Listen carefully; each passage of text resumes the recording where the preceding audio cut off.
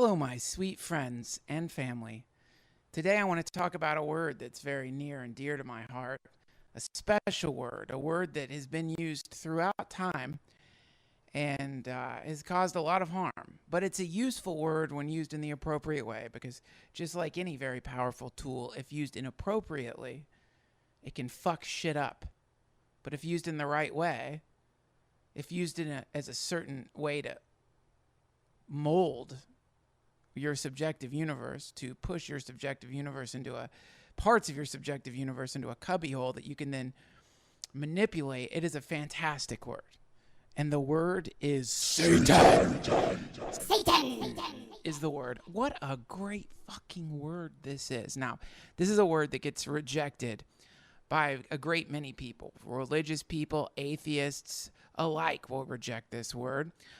In the East, the word is laughed at. The idea that God is split into parts, or that God, perfect creative force, fucked up and created this miscreant intelligent force that tempts and torments humanity is beyond insane. It's laughable and silly and stupid, and it's kind of funny because it's like clearly the Satan is God wearing a scary mask. And so in the East, they've got different names for the same chaotic element in the universe that can lead people astray or causes destruction. Sometimes, it's called Maya, which means illusion, or Mara in Buddhism, which is the force of death or the force of entropy, or even Kali, Shiva's consort, the many-armed goddess that hangs out in graveyards and cuts the heads off saints. The universe has got a dark part to it. And, if you don't believe me, just Google search hyena wallowing in elephant corpse. And I don't know if that's going to lead to the video that I've seen, but there's like a horrific video of a hyena sort of taking a bath in the rotting, juice-filled corpse of an elephant. And the thing is having a fucking blast. It's like a Jersey Shore hot tub for the hyena. It's so happy to be in the putrefaction of a giant beast that's been rotting in the sun. I don't know if Africa has more than one sun. In the sun of Africa. Now, I'm not saying that clearly that's not Satan. It's a symbol, though. Now, here's the idea. We're in the postmodern age. And what that means is our science has kind of revealed beyond a shadow of a doubt that a lot of the things that people used to believe and had the luxury of believing, for example, that there is a magical entity that lives in the sky and he blesses the people that love him, and it's a he, not a lady. It's a he, and he wears robes, and he's a honky, and he sits in a golden throne. And if you believe in him, then the miserable, awful, boring, plague-ridden shit life of most people will be redeemed for an eternity in some kind of beautiful Minecraft server that they call heaven. Now, we don't have that luxury anymore, and if you do believe that, don't fast forward because a little bit. Just keep believing it because it's great. It's totally real. If you believe it's totally real, then you're enjoying a wonder. That's got to feel good to believe that stuff. To really believe that's got to feel good. I can remember being at my friend took me to this Christian church once, and it was communion time where they do this thing where they transmute the wafer into the flesh of Christ, or they believe that it's called transubstantiation is the name of it, and they transmute this little white wafer, this chip, by saying special magical incantations over the chip. They transform it into the flesh of God, and they say these magical incantations over wine or grape juice, depending on what sect of Christianity you're in, and if you believe, it's transformed into the blood of Jesus Christ. And they believe that. It's not like the way many of us think about that, like, oh, this is a very nice ceremony that's representative of the fact that anytime we consume calories, we should give thanks to God because everything's the flesh of God. they really believe that this magical thing has turned that chip into the, like, I don't know, the skin of Jesus. And this lady handed me the wafer, the communion wafer, and she said, and I looked at her eyes, and she said something like, "This is my flesh." Speaking for Jesus, of course. And I could see that she really believed it. And I thought, that's pretty fucking cool, man, that you've gotten to that point where you really believe that place of faith or hypnosis, depending on whether you want to do cup half full or cup half hypnotized. And it's an exciting place to be, but for a lot of us, we've woken up a little bit past that dream, and it's really tough to believe it. So this is where we enter into the awesome realm of chaos magic, where there's this sort of understanding that we are in this undulating field of infinite variables, and we get to decide how we want to categorize these variables. And the categorization of the variables is are tools that we use to manipulate the variables to obtain our will. And this is really a cool way to look at it, because suddenly all these antiquated old tools you can bring back. And one of these antiquated old tools is the word Satan, Lucifer, the force of darkness in the universe. This is a very useful handle that you can use to climb out of whatever depressive state that you happen to be in. Because as far as I'm concerned, being depressed is a truly satanic state. Because in general, the depression has gone beyond being circumstantial, has gone beyond being a result of stimulus outside of yourself, and is now just a result of some kind of reoccurring awful cascade that's actually maybe even created changes in your neurology in a way that your shit is firing that your engines aren't firing appropriately. So you feel tired. You can't get anything done. Anything that you want to get done doesn't get done because you feel so tired, and you feel alone, and you feel like everything around you is tasteless and empty. And I speak from a place of having been deep in that horrible pit. And I know a lot of you aren't like this, and I hope you don't get annoyed that from time to time I talk about that state and recommend people clean their house and all the and the variety of things I talk about. But I talk about it so much because it's plagued my life from time to time. And I think it's such an awful fucking place to get into that I really have a great deal of empathy for people who are existing in that place right now, because I know what it's like to be caught in that web. And the fascinating thing about that web is there really isn't that you're the fucking spider in the web of depression. You're the thing that comes clambering down the fucking web and devours itself. That's you. So it's a completely what's really awesome about the state of depression is that it is it's kind of a gateway. And the gatekeeper is yourself. And the gatekeeper is asking you this incredible riddle at every moment, which is, why live? And if you can answer that riddle, the gate will swing open and you will be allowed out of this awful net and into the party that is modern life, that so many people think is a living and horrific hell. So this is where the Satan word comes in really handy when you're in this fucking awful dungeon of depression, because here's a really interesting thing you can do. You will find that when you're depressed, your attention is being grabbed every second by either negative thought patterns or by external hypnotic devices. For example, TV, video games, the internet, or bad people that you shouldn't be around. And if you see these variables, if just for fun as a thought experiment, you think to yourself, at this moment, I am in a hypnotic trance where I am being distracted by Satan in the form of the various indulgences that I keep going for, it sort of raises the stakes a little bit.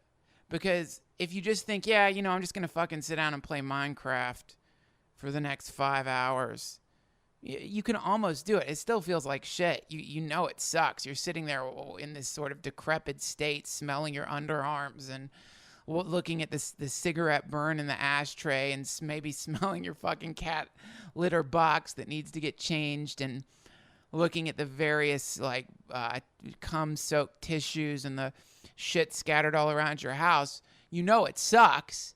But if you think, holy fuck, I am in the intestinal tract of Satan, and these video games and bad people and alcohol and drugs and laziness are the acids that are dissolving my will and have dissolved my will to the point that I can barely move. I'm stuck like one of those mice on those horrific, sadistic gummy traps that they get stuck on. And I'm just in the last moments of my life underneath some dark cabinet waiting for someone to throw me into a garbage can or drown me. Suddenly it might spark this thing inside of you that makes you decide to fight. Because that's what the fucking trick is, man. This is where it gets fun. Is because suddenly you realize that your life, which up until this point might have just seemed like some kind of empty wandering through the synthetic plastic landscape that is modern life, transforms into a kind of Tolkien-esque battle against the Dark Lord Sauron. You can name it whatever you want, by the way. You don't have to call it Satan. I mean, it's kind of an antiquated term. You can call him Frenchie. You can call him Mr. Trips. You can call him Lord Darius if you want to. You get to name the fucking thing. But it's fun to personify the negative entropic distraction mechanisms that have arisen in your life and recognize that you are in a sacred battle with Frenchie. And if you win this battle, this wrestling match, this combat session, this fucking mortal battle against this terrific foe, which can transform into so many delightful things, then you will climb out of it a warrior. You can overcome the depression. You just have to first recognize that you're in a fight for your life. Literally, you're in a fight for your fucking life if you're depressed. Literally, a fight for your fucking life. And what does it mean? What does it mean? It means that like every single aspect, every single thing surrounding you, the porn, the shitty food, the fucked up girlfriend or boyfriend, the friend that only hurts you instead of giving you positive guidance and love, the family member that could have molested you when you were growing up, the person you're pretending to forgive that you haven't really forgiven. All of these are like the heads on the writhing hydra of Mr. Frenchie, Satan. Call it whatever you want, Queenie. Recognize it for what it is. And then when you raise the stakes and work yourself into a Braveheart style warrior stance and decide that you want to live, that's when you put up the fucking fight. And you'll also find there's another head on Mr. Frenchie. And it lives inside of you. It's the puling, mewling, whimpering, simpering, whining, anxiety-ridden part of you that tells you, no, I'm tired. Let's just rest a little longer. Let's just lay down for a little longer. Let's just put it off till tomorrow to go to the gym. Let's put it off till tomorrow to go outside and run. Let's put it off till tomorrow to do the push-ups. Let's put it off till tomorrow to tell that fuck face to get the fuck out of our lives. Let's put it off till tomorrow to live. And if you're like me, every time that voice comes into your mind, you'll think, how many fucking tomorrows do I have? How many tomorrows have I put off? You'll find that you're surrounded by stacks of tomorrows that have become yesterdays, surrounding you like rotting fruit. And you just keep stacking those days onto that pile of rotting fruit as you lay there surrounded by the bloat flies, the demonic forces that whirl around you in the form of unpaid bills, belly fat, and bad friends. You got to wake the fuck up and fight the fight, or die, or just fucking die. But I would prefer that you stay alive because you listen to this podcast. You're a subscriber, and I love you. And I don't want you to be fucked up. I don't want to be fucked up. A lot of these tirades and rants and didactic indulgences that you might hear are me talking to myself. Because I've you know, this shit happens to me. It's a constant battle, you know. But fighting is good. Battles are good. War, a just and sacred war, is a good thing. This is something that our peacenik fuck faces will get in your head, you know. They'll try to teach you that to be a pacifist, which is great. Being a pacifist is fantastic when for the right reasons, you know. Being a pacifist takes a form of raw courage, but don't fool yourself into thinking you're don't trick yourself into thinking that your cowardice is pacifism. There's a big difference.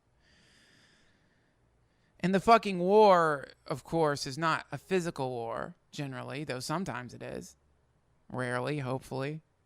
Physical violence, no, I don't think it works unless you're in the clutches of a fucking murderer who's about to kill you or your family. Then, of course, you've got to take that son of a bitch out and cut him open, rip his entrails out, and hang the bits of his spine around your Texas house. But it is a fucking war. There's no other way to look at it. It's a bloody, brutal fight if you want to get out of a pit that you happen to be in. And you can easily do it right now before you continue to listen to this fucking podcast. It's really simple. You can just press stop right now. Pull on those old fucking gym shorts. Put on those old stinky fucking sneakers. Some gross fucking shirt. Go outside and run around the fucking block. It's as easy as that. That's the first fucking battle. That's the first fight against Mr. Frenchie. Whatever you want to call Satan. And the reaction you'll have will be an immediate sense of like, let's just wait. Let's put it off. Let's put it off. Let's put it off. Let's put it off. Just do it. Just go do it. Just go fucking do it right now. Take the first step in the battle. That's the most important one. And let yourself get angry. These cock-sucking fuck faces will try to teach you that anger is wrong. Anger is good. Righteous anger is a good form of anger. You need it. This is a war for your fucking life. Your head is being held underwater by the forces of entropy. Only it's worse than water. It's some sick, syrupy, sap-like shit that flows out of the cock of Lucifer. And you're in it like a little fucking bug in amber, just floating in there, lost in an entropic world where you can't reach your goals because you feel tired all the fucking time. Easy fix. jog around the fucking block. If you can't jog around the block, do some form of physical exercise. If you can't do a physical exercise, chant a fucking mantra. If you can't chant a fucking mantra, chant it in your head. But you've got to work yourself up into a war pitch to begin the initial movements out of the state of victimhood and into the state into survivor mode. That wonderful place when you gaze around the battlefield and stare at the desiccated corpses that once had such great power over you. When you get to look out over this battlefield at the dismembered beings, metaphorically, of course, the metaphorical dismembered beings. You look over there and you see that place where you used to be lazy. You see it, that fat fuck you used to be, now with a nice gash across its head, being picked apart by the birds of war. And over there you'll see the shitty fucking friend or the awful girlfriend or boyfriend that constantly rejected you and made you feel like you didn't deserve to be loved. You'll look at them being chewed on by the hyenas, buzzards, metaphorically, of course. And over there is the shit boss that you fucking walked out on one day because you were done with it and you wanted to live. And over there, that's the fucking scary clown that lived outside your building and would scare you at night, climb in your window and dance in front of your bed. If you got a scary clown that lives in front of your building, please send a picture. I'll take care of it for you. You get my point, right? The world will teach you to be fucking... The world will try to teach you to disengage from it. People in the world will try to teach you that it's better to disengage from life and walk around with a kind of practiced nonchalance, a kind of too good for the world swagger. The world will teach you that passion is wrong. The world will teach you to put your career over passion. The world will teach you to put everything over passion. The world will teach you that it's wrong to express love, that it's wrong to express hopefulness, that it's wrong to express happiness, that it's wrong to express joy, that it's wrong to dance and be happy and be in love with life. And that part of the world, the name of that part of the world is Mr. Frenchie, Lucifer, the ever-present darkness. And what is it trying to do? It's trying to make you sit in a full diaper in the middle of the Garden of Eden. It's trying to make you believe that you don't have control over your internal subjective mind state. It's trying to make you believe that at this very moment, you can't do the pull-up that can bring you out of the emotional tar pit of your life and into one of the most amazing times in human history. The information age, pre-singularity, the point where we're about to merge with the machines, become one consciousness, and perhaps wake up from this simulation, which is so many different names, and remember that we're God. But before we do that, we've got to climb out of our individual shit pits and start being kind to each other. Drop the fucking act. Take the costume off. Stop being a scary clown, scaring people outside their apartments. Become a happy clown. Don't be a clown. Just stop. Don't be clowns. That's over. I'm sorry if you're a clown out there. Kids' party clowns are great sometimes. I'm scared by clowns. Let go of the darkness. Embrace the light. Recognize that This is a very precious and fragile ecosystem that we're existing in, and that there is no longer time to sit on the fence trying to decide between love and greed. There's one obvious fucking choice, and it's not greed. It's not the synthetic plastic emptiness that you've been embracing for so long. It's time to go eat real fruit, not the plastic fruit that society always tries to shove down your throat. It's time to eat real food at a real fucking banquet surrounded by real friends, not people who would jettison you in a second if they thought that it could better their position. Don't pretend. Just take that book. If you've been reading the fucking Laws of Power, take that fucking book and burn it. Get rid of that bullshit. Fuck all that shit. All the navigating, all the pretending that it's okay to climb on the backs of your brothers and sisters to get to some better fucking place. Just drop it all, man. Let it go. Burn it. Throw it in a fucking garbage pile. Burn it up. Be human. It's time to be human again. You know who you are. You know exactly who you are.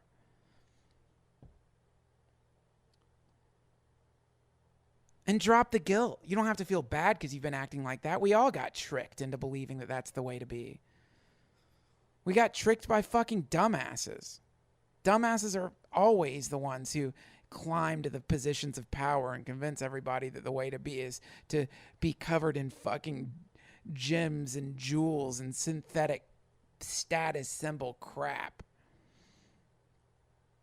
These people have been distracting humanity forever.